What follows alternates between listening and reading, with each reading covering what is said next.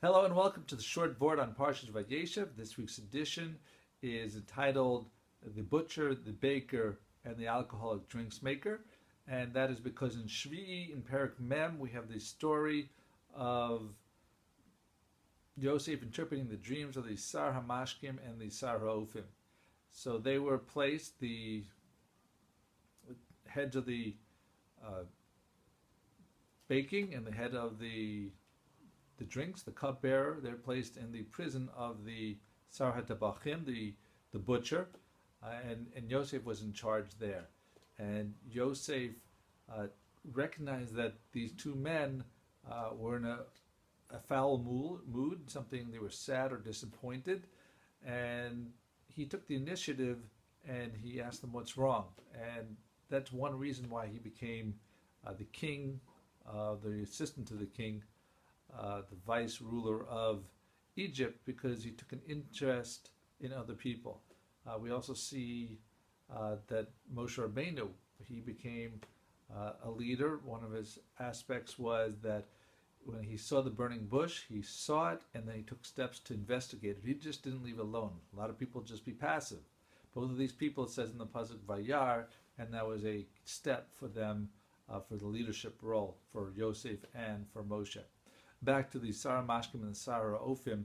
So Moshe, of course, Yosef, of course, credits HaKadosh Baruch Hu for giving him the intellect to interpret the dreams.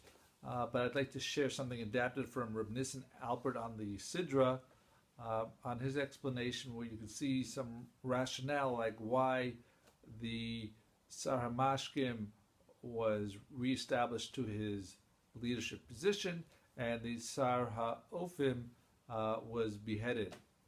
So some commentaries say that if you look at the psukim, it actually alludes to the fact that it wasn't these heads of the departments who actually committed the sin of allowing the king's cup of wine to have a fly in it, which is something that's not quite as controllable, and that there was a pebble in the bread, the sandwich of the king, which is something that there's no excuse for. But the people who are in charge of the department are blamed for not hiring people who were good enough for the position. Now, when the dreams came back, we saw the different attitudes of these two people. That in the case of the Sar HaMashkim, so it says that the kos paro that the kos of Paro was in his hand, and he took the grapes, he pressed them into Paro's cup, and I placed the cup into Paro's palm. So Rav Alpert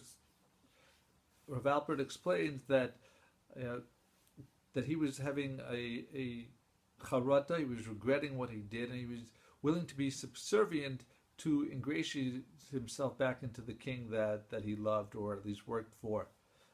So that was the Sar HaMashkim. But the Sar HaOfim, so all the food was on top of there were the wicket baskets on the top of his head, and the uppermost baskets were all kinds of Paro's food, and the birds were eating them from the basket from his head, from my head. And so he didn't actually do any work for the king. When he came back, he said, "This is beneath me. I only have my lower level people who do this type of menial work." So when Paro's birthday came, and he decided to do a test on these people to see if they were ready to go back to their positions, since the one of them actually went and the Sar HaMashkim actually did this menial work for 3 straight days, he showed that he was willing to serve Paro in whatever case necessary. So he was actually reinstated to his high position as the head of the cupbearers. But in contrast, the Sar HaOfim, he stayed aside. He didn't do any other work during those 3 days, and therefore his arrogance ended up costing him his head. And so, the lesson there is, of course, that we have to have the proper attitudes in order to accomplish what we need to accomplish. Having the right attitude can elevate you. Having a sour or incorrect attitude can cost you. So thank you so much for listening. Have a wonderful week and a wonderful Shabbos.